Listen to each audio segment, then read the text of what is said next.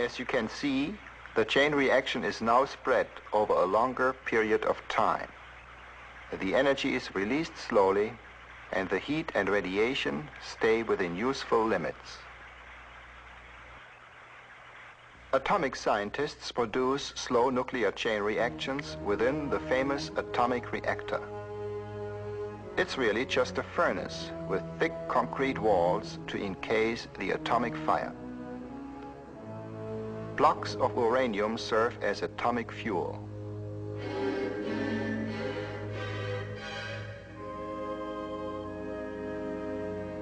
To slow down the chain reaction, control rods that absorb neutrons are inserted in the blocks. These rods act like a damper in the furnace and catch some of the flying neutrons and take them out of play. This allows fewer atoms to split and keeps the reactor burning almost endlessly at an even temperature. With the chain reaction thus under control, the mighty atom can be put to use. The heat is picked up by a liquid that is piped through the hot core of the reactor. The heated liquid is then run through a boiler where it produces an almost endless stream of hot steam.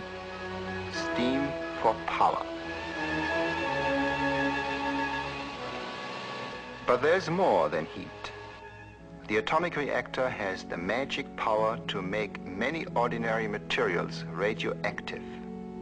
If, for example, a piece of iron is exposed to the shower of neutrons inside a reactor, the iron atoms pick up extra neutrons and become radioactive.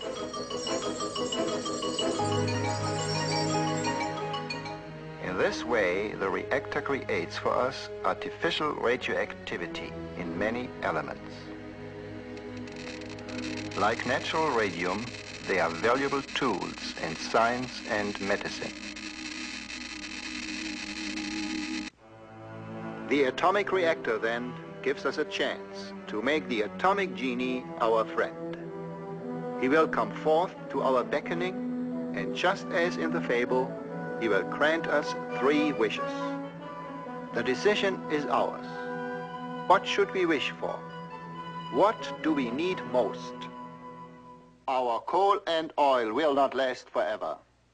Yet we need ever more power. So, for the growth of our civilization, our first wish shall be for power. Here with my right hand I give you the magic fire of the atom. It is yours. The atomic fire is an almost endless source of heat. We can use it in power stations for producing electricity. Electric power of our modern civilization.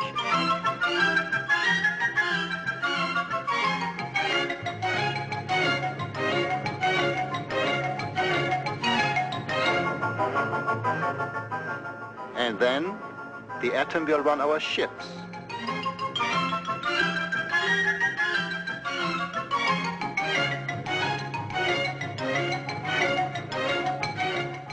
And of course, the atomic submarine already exists.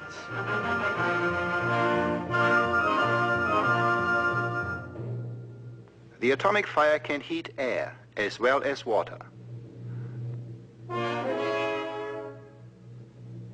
Then the atom becomes the driving force of a jet engine.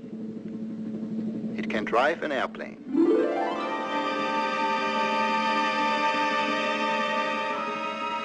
An airplane that circles the world many times without ever landing for fuel. And eventually the atom will help us to cast off the shackles of gravity and fly through the vast reaches of outer space. Here we are, burning up our coal and oil only to produce power. But now we have a new source of power. Clean, silent, plentiful. Coal and oil can now be saved for better things. We can use them for making plastics, dyes, textiles, and drugs. Mankind has ever suffered from hunger and disease. So our second wish shall be for food and health. With this hand, I give you a source of beneficial rays. They are magic tools for research that will help you to create food and to cure diseases. Magic tools, indeed they are, these radioactive rays. For example, an ordinary needle can be made radioactive. And then, if it is hidden in the proverbial haystack, it can easily be found by the rays it gives off.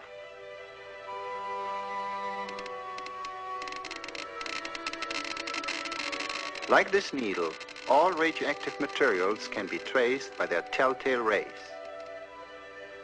With radioactive chemicals, we can now literally watch how plants grow, and we can trace plant nourishments from soil to fruit. In this way, science will help to produce bigger and richer crops.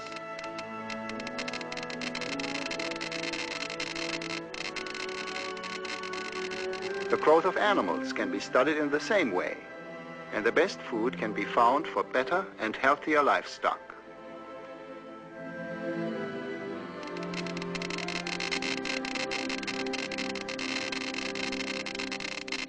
So the atom creates more food for our ever-growing population. And these same rays are the tools of atomic medicine. Radioactive sodium, for example, is used for timing the flow of blood through the living human body.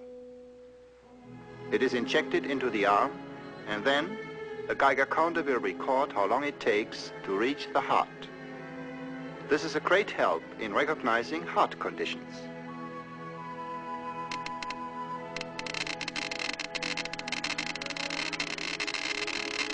In diseases of the thyroid gland, radioactive iodine performs an amazing job.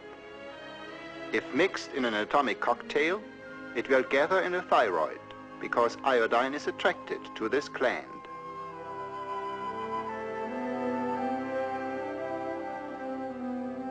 A special Geiger counter then automatically traces an accurate picture of the thyroid, showing its size and location and how fast it collects the iodine.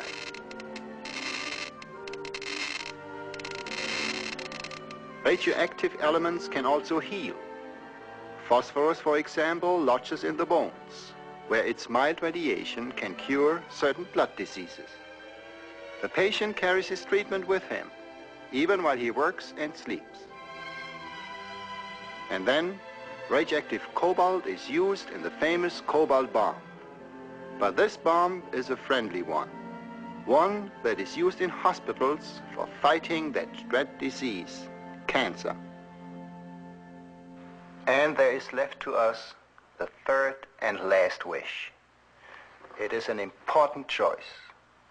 Many legends tell of how wishers made an unwise choice, and how their last wish destroyed the benefits of the first two. The atomic genie weighs in his hands the powers of both creation and destruction. As yet, the world has reason to fear those destructive powers. So our last wish should simply be for the atomic genie to remain forever our friend. We have inherited a wealth of knowledge from the great thinkers of the past. That this heritage would ever be applied towards destruction was farthest from their minds and hearts. It lies in our own hands to make wise use of the atomic treasures. Then the magic touch of the genie will spread throughout the world, and he will grant the gifts of science to all mankind.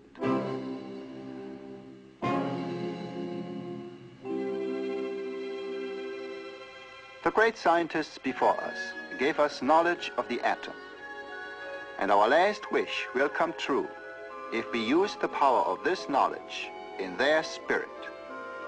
Then the atom will become truly our friend.